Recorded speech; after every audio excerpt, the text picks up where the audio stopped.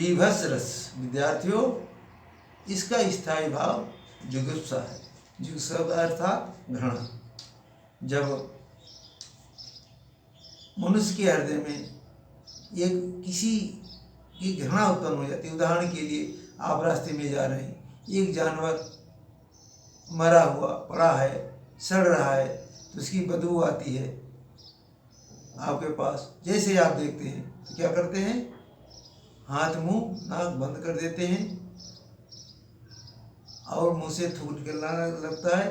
पैर आपके अपने आप बड़ी तेजी से चलने लगते हैं या दौड़ करके आगे निकल जाते हैं, ताकि वो जानवर दोबारा आपकी आंखों के दृश्य के सामने ना आए।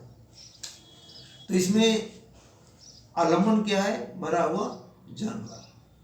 उद्दीपन क्या, वो सड़ रहा है और उसकी यहाँ से सड़ने की दुर्गंध आपकी नाक तक, मुंह तक आ रही है। अनुभव क्या करते हैं आप, अनुभव कि आप मुंह और नाक को हो सकता है रुमाल से या कैसे भी बंद करते हैं, आंखें अलग करके जानवर से दूर करके दूसरी तरफ फेर करके वहाँ से दौड़ जाते हैं। इस प्रकार बीभत्स रस का उदाहरण। तो अब हम एक कविता में भी आपकी हल्दी घाटी का वर्णन सुनाते हैं कि युद्ध हुआ था सावन में।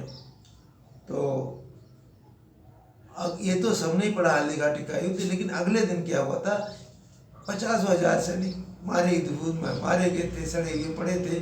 वर्षा हो गई थी अगस्त में और लाशें जो है सड़ रही थी।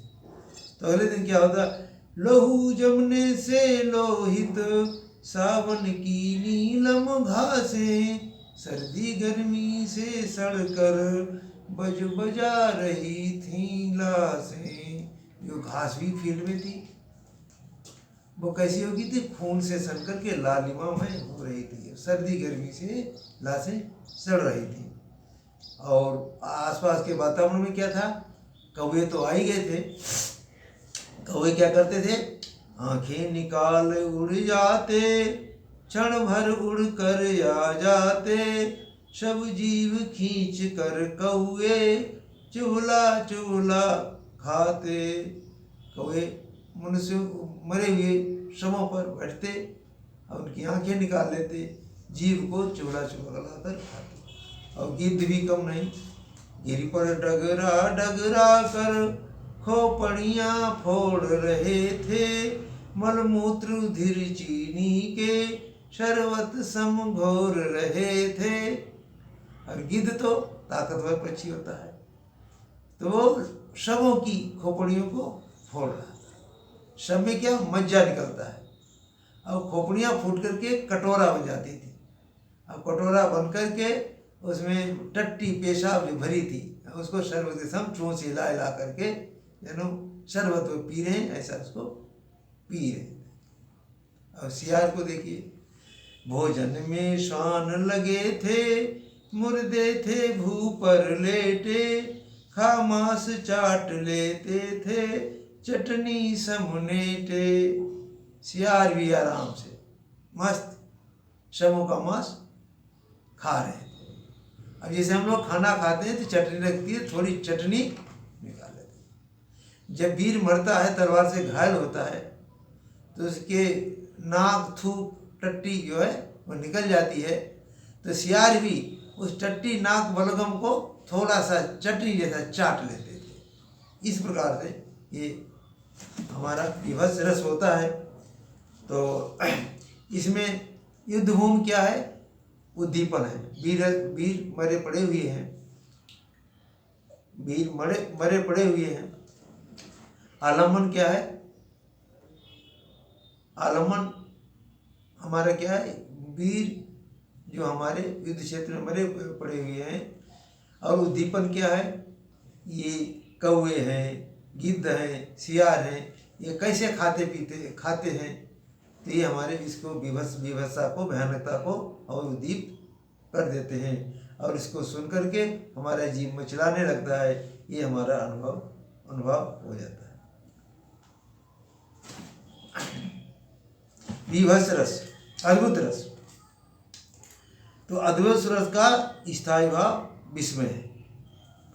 तो जब मनुष्य एक चीज ही दो जगह देखता है, ये अनोखी चीज देखता है, तो उसे बड़ा अद्भुत होता है। जैसे सुदामा द्वारिकापुर गए हैं, इतने इतने ऊंचे महलों को देख करके बड़ा आश्चर्य में पड़ रहे थे कि उनके यहाँ तो केवल एक झोपड़ी थी। इसी प्रकार से कौशल्या माँ राम को दो जगह देखती है, एक तो राम को अंदर सुलाई है पालने में, दूसरी ओर वो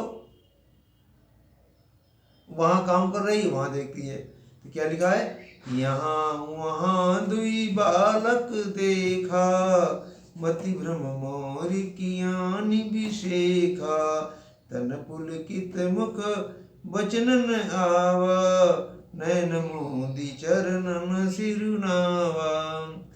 तो दो बालक देखती, यहाँ या वहाँ राम को दो जगह देखती है। तो कहती मेरा मतिभ्रम हो गया कि कोई और भी बात है, और फिर प्रभु का स्मरण करके आंख बंद करके प्रभु को प्रणाम करती है। इस प्रकार से राम क्या है, आलम्बन। राम के दो रूप, यहाँ भी है वहाँ भी है, पालने में भी काम कर रही वहाँ भी है। आलम्बन हो गया। उद्दीपन क्या हो गया, सिर्फ विस्मय हो जाता है। अनुभव क्या होता है, आंख बंद करती है और प्रभु को प्रणाम करती है। इसी प्रकार शांत रस, शांत रस में बिल्कुल शांत है, निर्वेद, मानो किसी से मतलब नहीं।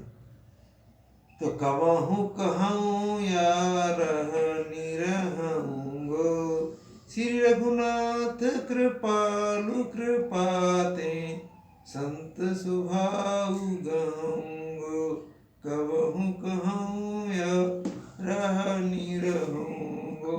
जब मन में शांति आती है, या साहित्य में इस प्रकार के साहित्य लिखे जाते हैं शांति वाले, तो उनमें शांत रस होता है। एक 10वां बच्चों है विद्यार्थियों, बादशाह रस। जब हरि की भक्ति, ईश्वर की भक्ति को भी माना जाता है, और सूरदास के सूर सागर में जो इतना बढ़िया कृष्ण के वत्सल भाव का वर्णन किया गया, उसके कारण इसका बादशाह रस पड़ा है। जिसे जसोदा हरि पालने झुलावे, हलरावे दुलरावे मलावे, जोई सोई कछु गावे, मेरे लाल को आऊ निदरिया, काहे नयानी सुलावे, यशोदा हरि पालने सुलावे। तो इस प्रकार से ये बच्चे के प्रति प्रेम को स्पष्ट करता है। ये हमारा बादशाह रस कहना।